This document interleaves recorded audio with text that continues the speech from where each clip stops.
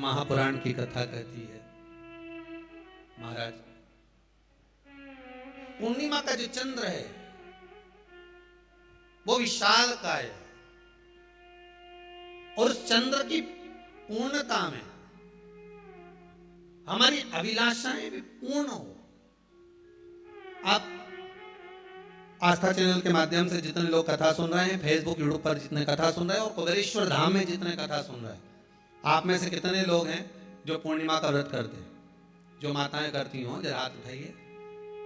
पूर्णिमा का व्रत जो करते हो ना आप लोग, रखिए। अब पूर्णिमा के व्रत में आपने कई बार किताब पढ़ी होगी पूर्णिमा की, या आपने व्रत किया होगा, या पूर्णिमा का व्रत आप धारण करे होगे, तो उसमें पूजन कौन से भगवान की होती है? पूर्णिमा के व्रत में किस भगवान की पूजन होती है? तो कहा पूर्णिमा के व्रत में केले के खंभ लगाकर पूर्णिमा का जो अध्यापन होता है, पूर्णिमा की जो पूजन होती है, उस पूजन में शंकर और पार्वती की पूजन की जाती है, शिव और नारायण की पूजन करी जाती है, शंकर और पार्वती का स्मरण किया जाता है। किसकी पूजन होती है? शिव पार्वती।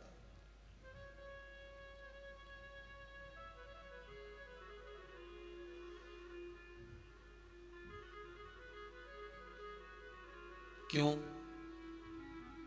शंकर और पार्वती का पूजन क्यों करा जाता है पूर्णिमा के व्रत में? क्योंकि शिव और माता पार्वती ही केवल एक ऐसे हैं जिन्होंने अपूर्ण लक्ष्मी को भी पूर्ण बना दिया था। किसको पूर्ण बनाया है? लक्ष्मी। शरद पूर्णिमा के दिन अगर आप शंकर भगवान को एक लोटा पानी अगर शिव को समर्पित कर रहे हो, श्वेत पुष्प को रखकर शंकर जी के ऊपर सफेद फूल को चढ़ाकर अगर एक लोटा जल भी, एक पात्र जल भी शंकर को समर्पित कर रहे हो, तो ये लक्ष्मी के लिए ही तो कर रहे हो। और कौन सी लक्ष्मी? पूर्ण लक्ष्मी। पूर्ण लक्ष्मी। आपको पहले भी कथा में कहा, एक बार भगवान विष्णु के सामने लक्ष्मी मैया ने बहुत तेज स्वर में कह दिया था, नारायण, दुनिया के लोग आपका नाम जपते हैं, दुनिया के लोग नारायण नारायण कहते हैं, दुनिया के लोग आपका भजन करते हैं, पर सत्य मायने में कहूं ना तो मेरे बिना दुनिया के लोगों की नहीं चल सकती, मेरे बिना दुनिया नहीं चल सकती, संसार मेरे बिना नहीं चल सकता। भगवान विष्णु ने कहा ये तो गलत है लक्ष्मी आपका कहना। एक दिन लक्ष्मी को अहंकार आ गया, अहंकार के संबोधन जब माता लक्ष्मी करने लगी तो भगवान उसी समय पर भगवान विष्णु को क्रोध आ गया और भगवान विष्णु ने कह दिया, लक्ष्मी तू इतनी बड़ी बड़ी बात कहती है कि तेरे बिना नहीं रह सकती संसार। मैं तुझे कहता हूं लक्ष्मी तू अपूर्ण है, तू अपूर्ण है, तू पूर्ण कब हो गई?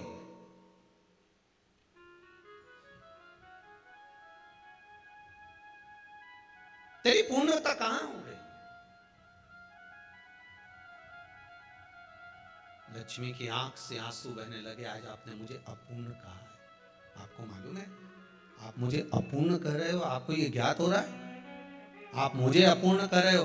भगवान कहते हैं हाँ लक्ष्मी मैंने तुझे अपूर्ण कहा है। अपूर्णता का मतलब आप जानते हो ना? भगवान कहते हैं लक्ष्मी मैं सब जानता हूं। लक्ष्मी रोती हुई माता सरस्वती के पास पहुंच गई। सरस्वती ने पूछा क्या बात है लक्ष्मी, क्यों रो रही हो? लक्ष्मी जी ने कहा क्या बताऊं सखी, मेरे पति ने आज मुझे अपूर्ण कर दिया है।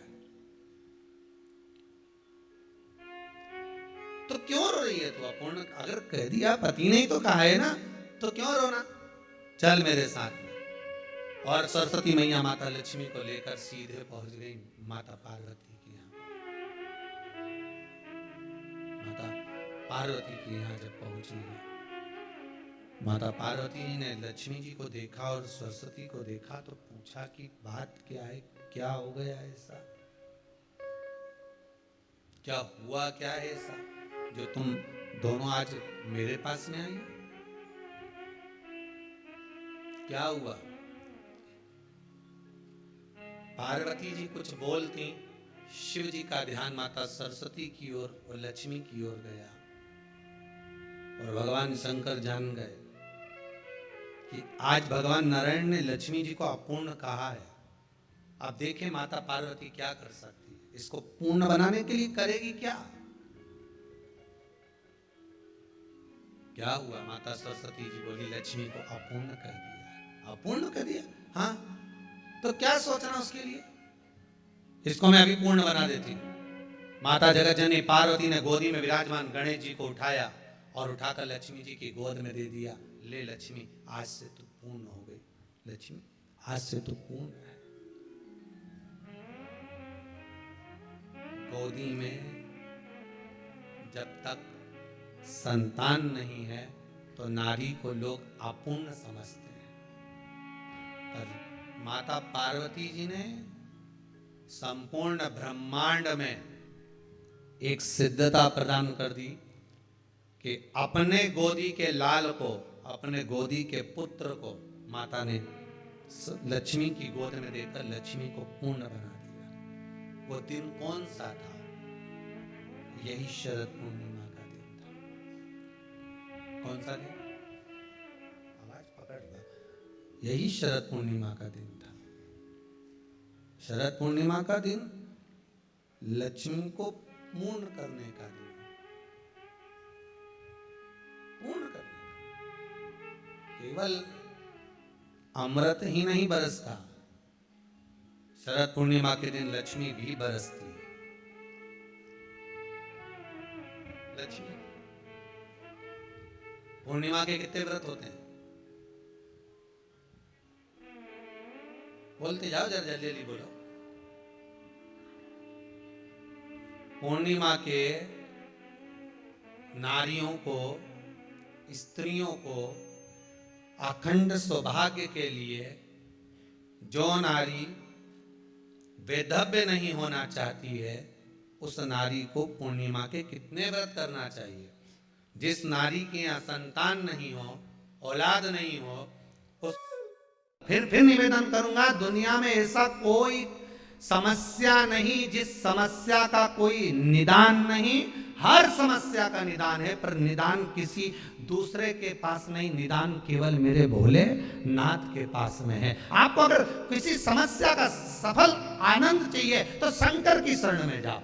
आपको सीहोर आने की भी जरूरत नहीं है, आपको हमसे मिलने की जरूरत नहीं है, आपको पंडित प्रदीप मिश्रा के पास नहीं आना, आपको किसी बाबा जोगी के पास नहीं जाना, आपको किसी के बेल भभूति लेने नहीं जाना, आपको तो शिव के पास जाना। जो शंकर की वस्तु है उसको स्वीकार करो, बस शंकर की वस्तु को स्वीकारिए।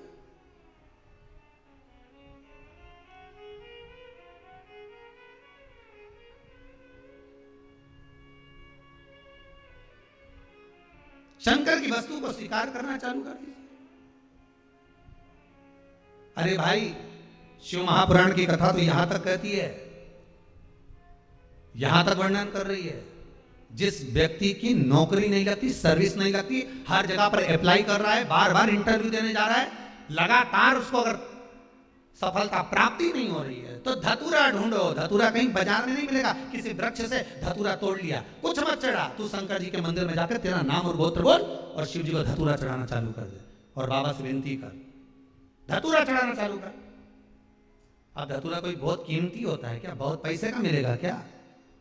कहीं पे मिल जाएगा। धतूरा तोड़ और चढ़ा शंकर जी को। रोज नियम बना ले कि एक धतूरा मैं शंकर जी को चढ़ाऊंगा, प्रतिदिन चढ़ाऊंगा, शिव जी से जाकर निवेदन करूंगा प्रतिदिन। शंकर जी की प्रिय वस्तु में धतूरा, बेलपत्र आदि कादि की तो है, क्या है? चढ़ा रोज एक धतूरा, फिर वही धतूरा जिसकी यहां तू इंटरव्यू देने जा रहा है उसी के सिर पे चढ़ गया। जो तूने शिव जी के चढ़ाया वही धतूरा वहां चढ़ा है, तू क्यों चिंता करता है?